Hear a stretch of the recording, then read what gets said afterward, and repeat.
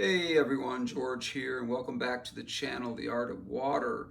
Today I wanted to do something that I've been wanting to do for quite a while, and I've had several requests to do over a period of time, and that is to go over some of the tanks in this particular room, which seems to be of interest to people. And this room here is basically the office area in my home. Fish are not my line of work. They are my hobby. So those of you that have asked that before, no, they are not. They are basically a hobby.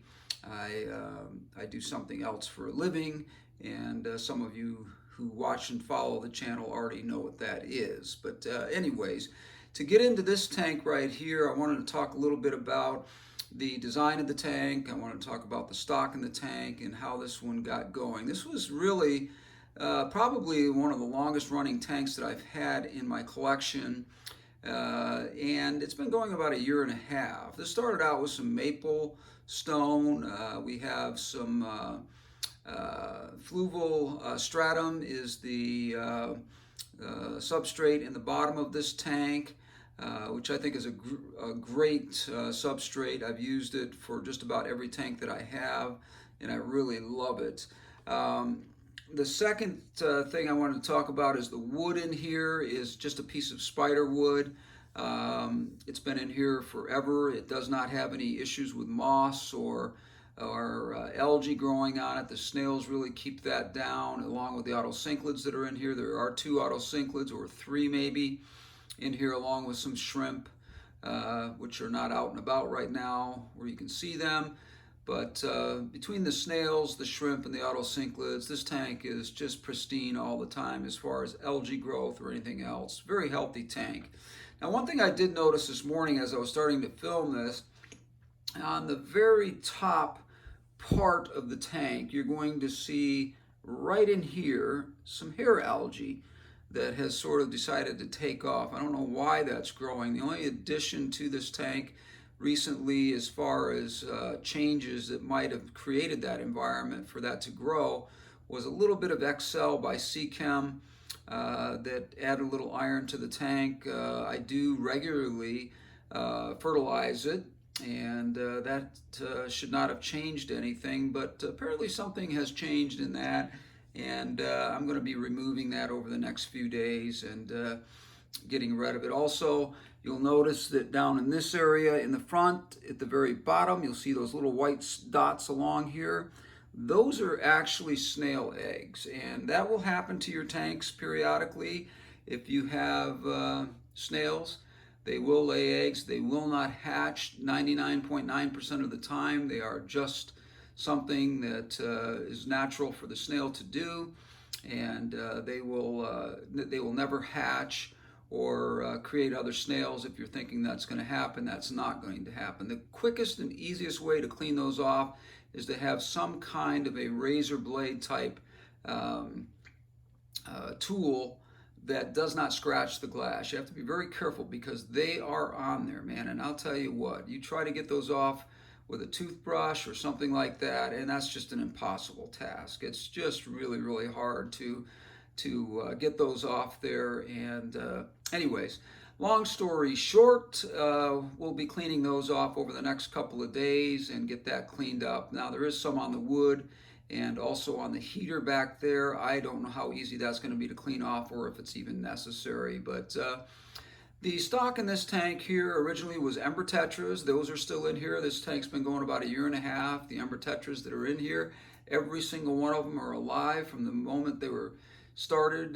This tank was started. There was some scarlet Battis in here, but there was a lot of competition between the ember tetras and the scarlet Battis, and the Battis just were not getting enough food.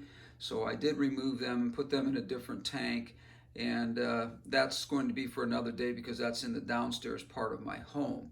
Now, the other stock that you'll find in here are some rainbow fish. There's a tank that I had a collection of rainbow fish in, and that's goes back several videos ago, and those of you that follow the channel will know that I dismantled that tank and split the rainbow fish up into different tanks. Those rainbows that are in here, we have some feather tail rainbows. There's 3 males in here, And there's also 6 or 7 blue eye Illuminati um,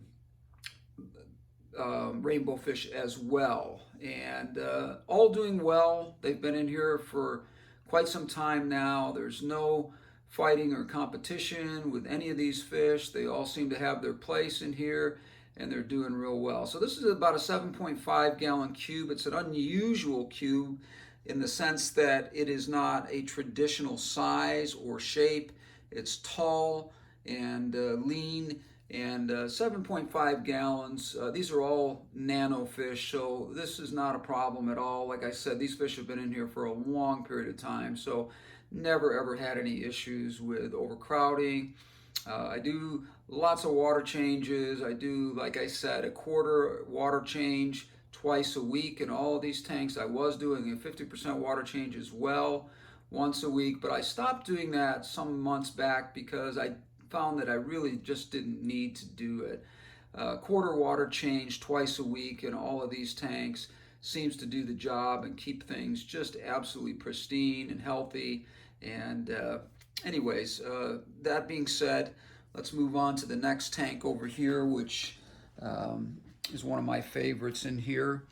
Now this tank here I've highlighted several times over the period of doing this channel. And basically what this is an aqua top, and it's just a 5 gallon basically. What I like about this aquarium here is the red sort of tinted dragonstone that we started out with in this tank does not have any algae or anything on it, so it stays this just beautiful color red. There's no wood in here whatsoever. And the reason why I didn't put any wood in here is because a lot of these woods have sort of a red hue to them, and they would compete with that stone, and I just didn't think it was necessary, so I've never really put any wood in here. Now everything that you see in here is just grown like crazy. I fert this tank weekly. I do not do a daily fertilizing of any tank, but I try to fertilize at least once a week. Now what we have in this tank here are 10 cardinal fish, and we also have 6 neon green rasporas. Now the only other fish that are in here is we have 2 little Siamese algae eaters and 2 autocinclids, and there are some shrimp in here that are just probably not going to be something we're going to see because they don't come out and about unless I throw some kind of an algae tablet in here or something like that, because there's just no algae issues. They're constantly probably working along other parts of the tank to keep it clean. Everything is pristine in here, as you can see, so there's just really no need for anything.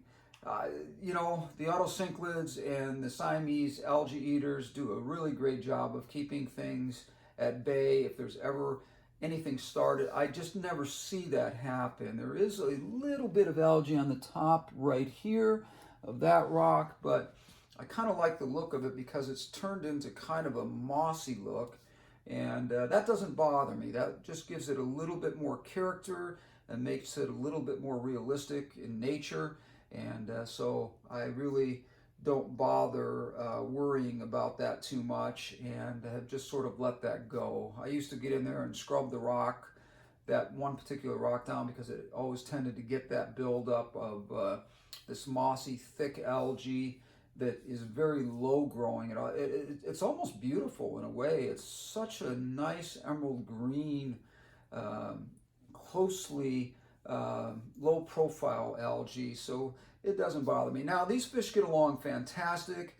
This is another tank that's been set up for a very long time. Many people have told me that's just way too many fish for this tank and you're going to have problems, they're going to die, they're going to have all kinds of problems. That's not a problem. Again, twice a week, a quarter water change, and keeping an eye on things, counting your fish, making sure that they're there and present every day is such an important aspect of this whole thing in the first place. And if you're doing that and you're not seeing any territorial conflicts going on between the fish, there's no reason that you can't slightly overstock a tank. And I'm not suggesting that everybody do that. I'm just saying that I do it and I don't have any issues with it.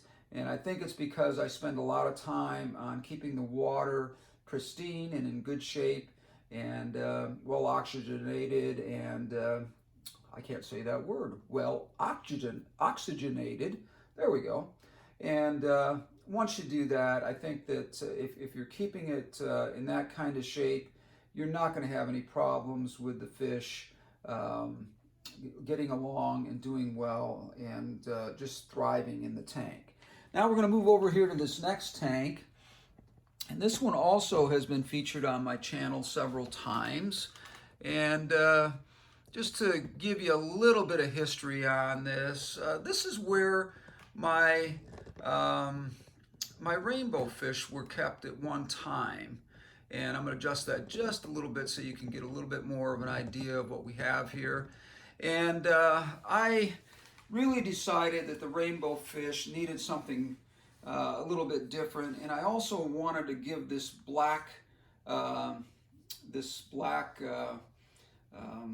fish in here, which everyone knows what this is, and so everybody who has talked to me really about this, I had this guy in a 5-gallon tank, and the only thing that was really in there with him was a couple of fish that were basically algae eaters.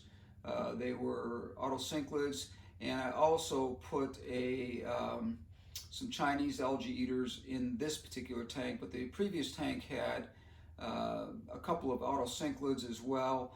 And in here also we have a Picosmus in here, a very small little guy that doesn't do much of anything except for, you hardly ever see him, to be honest with you.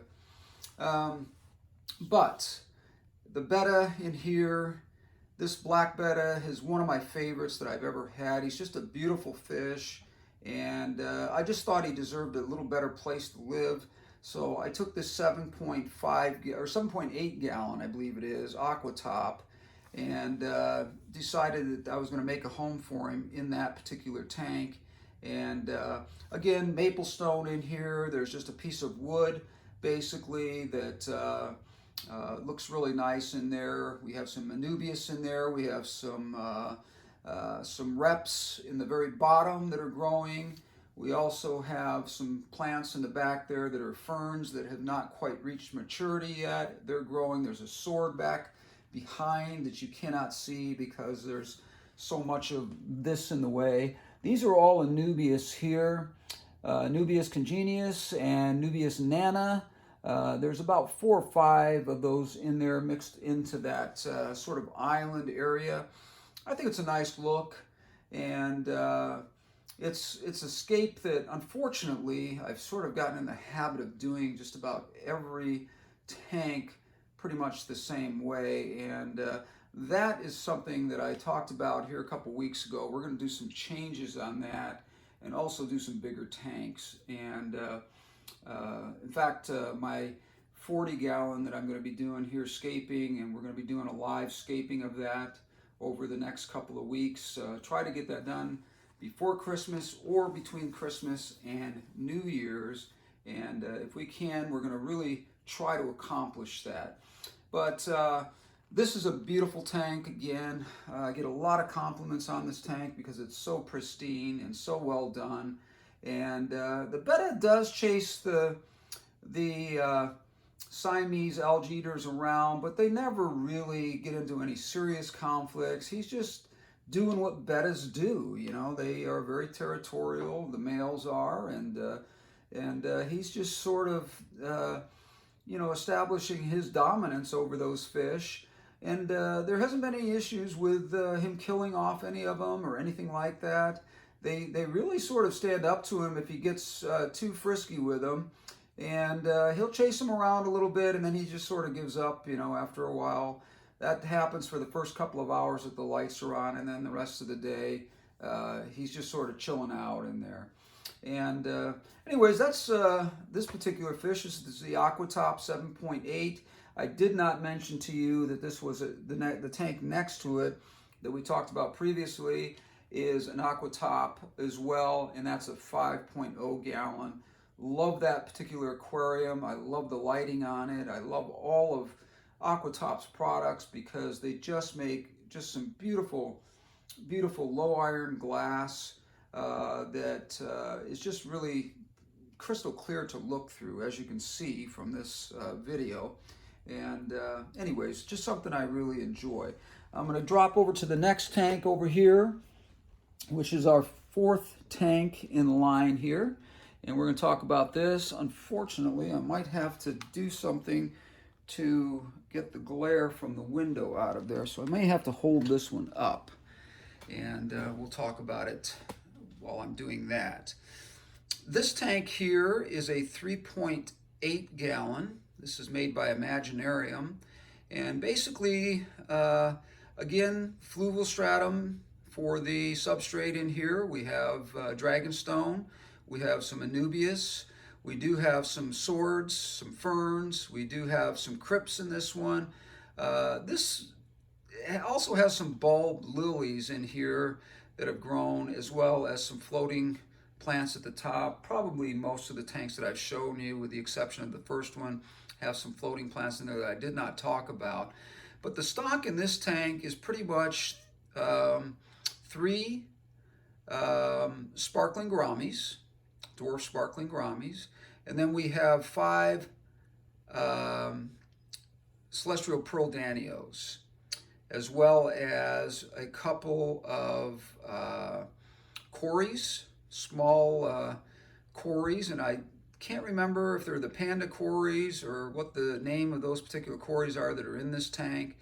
But everybody gets along great. This, again, is one of the tanks that I've had going for a very long time, and no problems with it whatsoever. It's just been a carefree tank. Again, you know, really talk about the water changes. I don't want to talk about that and beat it to death, but it's really so important to do those water changes because it really does make a difference on whether or not your fish thrive or not. And also, you'll see in here, there's a lot of anubias in the center area of this island type atmosphere that we have here, and we have some plants growing in the back here. I don't even know where those came from, to be honest with you. I don't know how those got in there. I didn't intentionally plant those that I was aware of, and I don't even know what they are. So I've kind of left them there because it sort of gives a place for the Betta to, or I'm sorry, not the Bettas, the CPDs to sort of hide in, and they like that area. They also like that we have the floating plants up in here. They sort of hang out in that area. No fighting at all in here. This is a tank that even with 3 sparkling gouramis, there's just so many nice hiding places that nobody really has any issues whatsoever. There are some snails in here as well, and don't know where they are right now. They're hiding someplace or munching on something somewhere. No shrimp in here, but also on this particular tank here, I am going to be tearing this one down and doing something completely different in here. Not sure what that is, but we'll see as the year progresses here what we decide to do and when we decide to do it. But that's pretty much an update on this tank. Now we're going to move over here to the last and final tank in this particular room.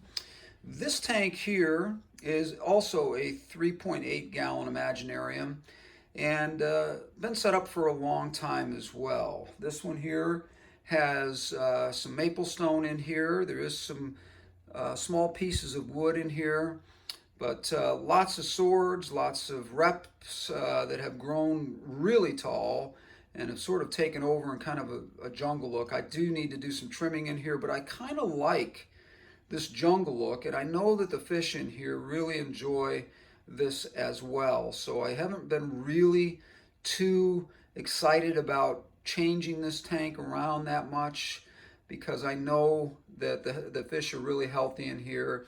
They're doing well. It's not crowded because these are fish that just don't get any bigger than like 3/4 of an inch or even less than that.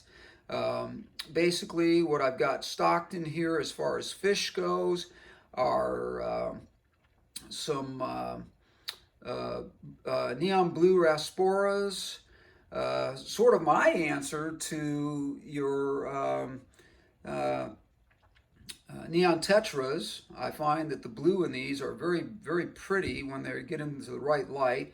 And then we also have some chili rasporas as well in here. And all of these fish have been in this tank for a very long time. There's no fighting or territorial kinds of things going on.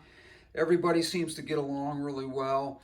And having said that, that really is kind of summing up this tank. Like I said, I'm going to be changing these two tanks here over the next couple of months. I'm going to be stripping them down and completely redoing them, just because I'm kind of tired of the scape. There's nothing wrong with it. I mean, they're healthy tanks, and they're doing well in that sense, but I'm just kind of getting bored with them and wanting to find some new ideas that I can do that will get these tanks in sort of a new environment that I can look at here, because I sit right across from here at a desk and I work in here daily. And to me, I just find that it's important to change them every once in a while. These have been going for like a year or so, and it's just kind of time for it to have a little bit of a change. Anyways, we're going to go down here, and we're going to go into this room right here and talk about a tank that's in a bedroom that's just right off the main area of the house. I'm going to adjust this just a little bit here. I don't think I need to do too much with it, but I don't want to shake it all around and make you crazy here with my moving it so much here. Anyways, this particular tank here is a tank that I've had set up for about 6 months, and pretty much only some red lava rock in here. I collected this lava rock down in Oregon when I was at a place called Lava Butte, and I just thought it was so pretty, and I just was thinking, geez, that would just make an absolutely beautiful tank. And so I built this tank about 6 months ago. Basically, what we have in here, again, is fluvial stratum, is for the substrate in here. We have the reps that are growing in here. We have several kinds of nubius in the center area. Again, I'm getting a little bit, like I said earlier, repetitive with my style. Some spiderwood in here, and just some plants in the back, some crypts that are growing up, and again, another plant that I don't know how it got in here, but it's growing, and I've just sort of decided to just sort of leave that. It seems to be doing its own thing and growing pretty nicely, so I just thought I would leave it there. And we do have some snails in here as well. They could be a little destructive sometimes. I don't know. I'm still on the fence a little bit about the whole snail idea, but again, they are something that does help keep algae issues at bay. If you do good water changes and things like that, you're not really going to have any problems with that. Now, the stock in this tank here is pretty much 5. Oh man, it escapes me what these fish are, and I hate that. But let's start out with, I'll think of that in a minute here, and we'll talk about it. But right now, let's just talk about what we have in here as far as other stock. We do have 2 Siamese algae eaters, 2 autocinclids. We also have some shrimp in here. Again, they're not out and about, but if you throw an algae tablet in there or something like that to supplement them, they just sort of go nuts. So it's not that they're not wanting to come out. They just don't need to, so I guess they just sort of stay hidden in the process of videoing. I find that my shrimp just don't want to come out for some reason, and it's just kind of weird because when I come in here 10 minutes from now, they'll probably be all over the place. It's very strange how that happens, but it is something that we do see once in a while. Is the shrimp just tend to want to hide and not come out. It's kind of like certain types of algae eater type fish will not make their presence known either. If you try to film them, you just won't find them. Cories are pretty interesting like that. You go to film them and you just can't find them. So anyways, I've totally got a total brain void here on the type of fish that these are right here.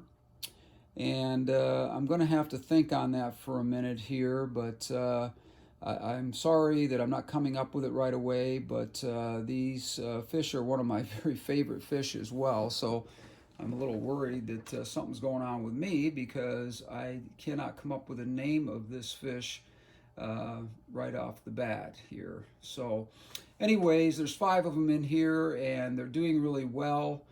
They've been in here for about 4 months and maybe 6 months actually, now that I think about it. There's 2 males and 3 females, I know that.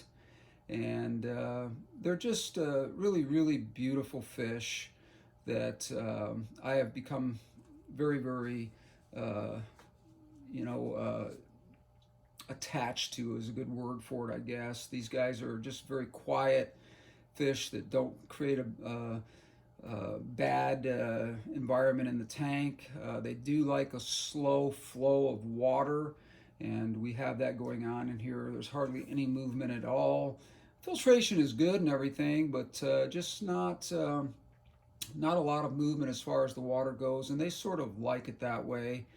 And anyways, I will get back to you when I edit this video, and I will put the name of the fish in there that are in this particular tank. I'm sorry I couldn't come up with that right away, but looking at them, I should know. And for whatever reason, my brain is just absolutely turned off as to what these guys are, and I apologize for that. But again, I will put that in the video as I edit it so that you know exactly the kinds of fish that we have in this tank here. Anyways, that's the tanks that I have in the upper area. I hope anyone that was asking questions about what kind of tanks I'm keeping and how many. I have 7 up in this area. There's another tank to the left of me where the light is not on. It's my quarantine tank. Basically, that has some rummy nose tetras in there and some Priscilla tetras, along with some cories and some, I'm not sure what else is in there. There may be some other fish in there, but I'm not too sure if there is or not. I think it's pretty much Priscilla tetras and rummy nose tetras, along with the autocinclas that are in those. So I'm not going to show that tank right now because the light's not on, and I just don't want to startle the fish. Like I said, they're in a quarantine sort of environment, so I'm going to keep it like that and not turn the lights on right now. Anyways, George here with The Art of Water. I hope that I answered some questions that people have been asking me about the tanks that I have in my upper area of my home near my office. And if you have any questions, please make a comment. If you would hit the like button, I'd sure appreciate it. If you would take some time and actually subscribe, that would be nice as well. I'm not really caring about how many subscriptions I get. It's not that important to me, but if you want to do that, that'd be great. As I said, I do this for a hobby. I don't do it for a living. I'm not looking to make any money off this. It's just kind of an interesting hobby for me. And anyways, long story short, I appreciate you coming to the channel, checking it out, hitting the like button. If you like the content, I'm sure, interested in hearing what you have to say about it. Also, as I said, lots of new stuff coming up here. I have a 40-gallon downstairs that came broke about 3 weeks ago and was replaced. It just arrived in perfect shape a couple of days ago. The second one, the replacement. and I'm going to be spending some time on that to get that set up over the next, like I said, between Christmas, now and Christmas, or between Christmas and New Year's, and do a live build on that and a live scape. And it's going to be a completely different style than what we have going here because, like I said, I'm getting a little bit repetitive with the type of tanks that I'm making. They're beautiful and I enjoy them, but it's just getting a little bit, I've got to try something different. I'm thinking of a Zen tank that is just stone and moss and very low growing carpet plants, and maybe some grasses in the back side of the tank or the middle of the tank, because I want to be able to see this tank from all angles and see the beauty of it. And if I can accomplish this, it will be a fantastic thing for me to build a Zen style tank, and I think it'll be really nice for the most beautiful part of my home, which you will see when I finish, or when I start the build and finish it. You're going to see why I decided to take the tank that's there now. It's smaller, about a 20-gallon. This is going to be twice the volume, and is going to be a lot nicer. Everything is going to be hidden. You're not going to see anything as far as hardware with that tank whatsoever. It's going to be one of those tanks where it's just going to be absolutely beautiful from every angle, and you're just going to be able to enjoy the beauty and nature of the tank itself. Anyways, George here with The Art of Water. Thanks for coming along with me on this little walkabout in my home to show you the different tanks that I had. Many of you had asked me to do that, and I would. Now, again, this is an Aquatop 5.0 gallon, which is one of my favorite tanks. We do have a Betta tank in the bathroom that's close by here, but that one there is really not a tank that's been set up all that well yet, so I'm still working on that. I'm not going to show that tank off right now for that very reason, but we will show that here in the future. Anyways, George with The Art of Water, thank you, and we'll talk again soon.